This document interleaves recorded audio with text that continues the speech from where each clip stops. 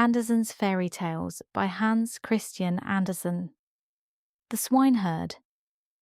There was once a poor prince who had a kingdom. His kingdom was very small, but still quite large enough to marry upon, and he wished to marry.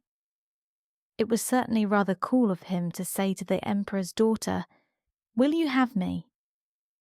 But so he did, for his name was renowned far and wide, and there were 100 princesses who would have answered, "Yes, and thank you kindly." We shall see what this princess said. Listen. It happened that where the prince's father lay buried, there grew a rose tree, a most beautiful rose tree, which blossomed only once in every 5 years, and even then bore only one flower. But that was a rose. It smelt so sweet that all cares and sorrows were forgotten by him who inhaled its fragrance. And furthermore, the prince had a nightingale who could sing in such a manner that it seemed as though all sweet melodies dwelt in her little throat. So the princess was to have the rose and the nightingale, and they were accordingly put into large silver caskets and sent to her. The emperor had them brought into a large hall where the princess was playing at visiting with the ladies of the court, and when she saw the caskets with the presents, she clapped her hands for joy. "Ah, if it were but a little pussy cat," said she, but the rose tree with its beautiful rose came to view. "Oh, how prettily it is made," said all the court ladies. "It is more than pretty," said the emperor. "It is charming." But the princess touched it and was almost ready to cry. "Fie, papa," said she. "It is not made at all. It is natural." "Let us see what is in the other casket before we get into a bad humour," said the emperor. So the nightingale came forth and sang so delightfully that at first no one could say anything ill-humoured of her. "Superbe! Charmante!" exclaimed the ladies, for they all used to chatter French, each one worse than her neighbour. "How much the bird reminds me of the musical box that belonged to our blessed Empress," said an old knight. "Oh yes, these are the same tones, the same execution." "Yes, yes," said the emperor, and he wept like a child at the remembrance. "I will still hope that it is not a real bird," said the princess. "Yes, it is a real bird," said those who had brought it. "Well then let the bird fly," said the princess, and she positively refused to see the prince. However, he was not to be discouraged. He daubed his face over brown and black, pulled his cap over his ears, and knocked at the door. "Good day to my lord the emperor," said he.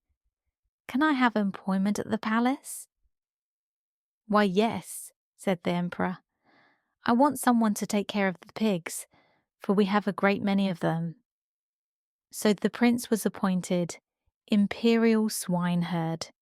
He had a dirty little room close by the pigsty, and there he sat the whole day and worked. By the evening he had made a pretty little kitchen pot. Little bells were hung all round it, and when the pot was boiling, these bells tinkled in the most charming manner, and played the old melody, "Ach, du liebe Augustin, alles ist weg, weg, weg." Ah, dear Augustine, all is gone, gone, gone. But what was still more curious, whoever held his finger in the smoke of the kitchen pot immediately smelt all the dishes that were cooking on every hearth in the city. This, you see, was something quite different from the rose. Now the princess happened to walk that way, and when she heard the tune, she stood quite still and seemed pleased, for she could play Lieber Augustin. It was the only piece she knew, and she played it with one finger. "Why, there is my piece," said the princess. "That swineherd must certainly have been well educated. Go in and ask him the price of the instrument. so one of the court ladies must run in. However, she drew on wooden slippers first. "What will you take for the kitchen pot?" said the lady. "I will have 10 kisses from the princess," said the swineherd. "Yes, indeed," said the lady. "I cannot sell it for less," rejoined the swineherd. "He is an impudent fellow," said the princess, and she walked on. But when she had gone a little way, the bells tinkled so prettily. "Ach, du liebe Augustin, alles ist weg, weg, weg."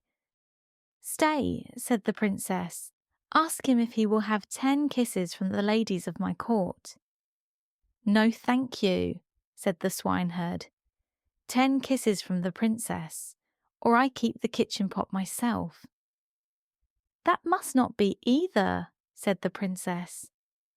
"But do you all stand before me that no one may see us?" And the court ladies placed themselves in front of her and spread out their dresses. The swineherd got 10 kisses, and the princess the kitchen pot. That was delightful.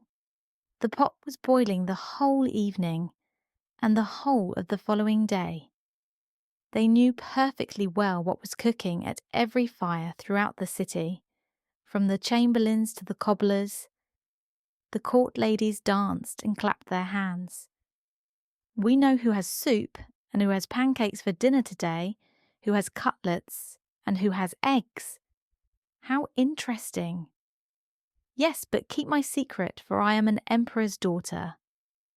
The swineherd, that is to say, the prince, for no one knew that he was other than an ill-favoured swineherd, let not a day pass without working at something. He at last constructed a rattle, which, when it was swung round, played all the waltzes and jig tunes which have ever been heard since the creation of the world. "Ah, that is superb," said the princess when she passed by. "I have never heard prettier compositions. Go in and ask him the price of the instrument, but mind, he shall have no more kisses." "He will have 100 kisses from the princess," said the lady who had been to ask. "I think he is not in his right senses," said the princess, and walked on. But when she had gone a little way, she stopped again. "One must encourage art," said she. "I am the emperor's daughter. Tell him he shall, as on yesterday, have 10 kisses from me, and may take the rest from the ladies of the court." "Oh, but we should not like that at all," said they. "What are you muttering?" asked the princess. "If I can kiss him, surely you can. Remember that you owe everything to me." So the ladies were obliged to go to him again. 100 kisses from the princess," said he, "or else let everyone keep his own." "Stand round," said she, and all the ladies stood round her whilst the kissing was going on. "What can be the reason for such a crowd close by the pigsty?"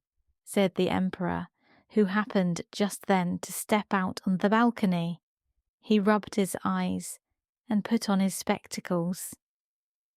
"They are the ladies of the court. I must go down and see what they are about." So he pulled up his slippers at the heel, for he had trodden them down. As soon as he had got into the courtyard, he moved very softly, and the ladies were so much engrossed with counting the kisses, that all might go on fairly, that they did not perceive the emperor. He rose on his tiptoes.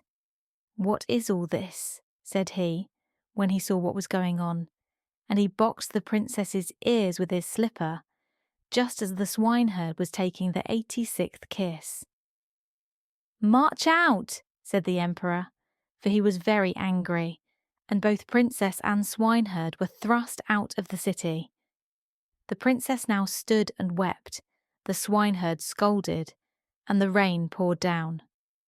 "Alas, unhappy creature that I am," said the princess.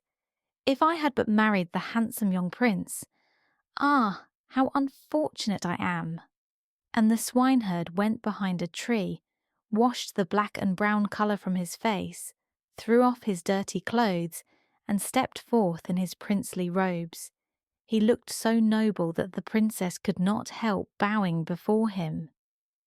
"I am come to despise thee," said he. "Thou wouldst not have an honourable prince.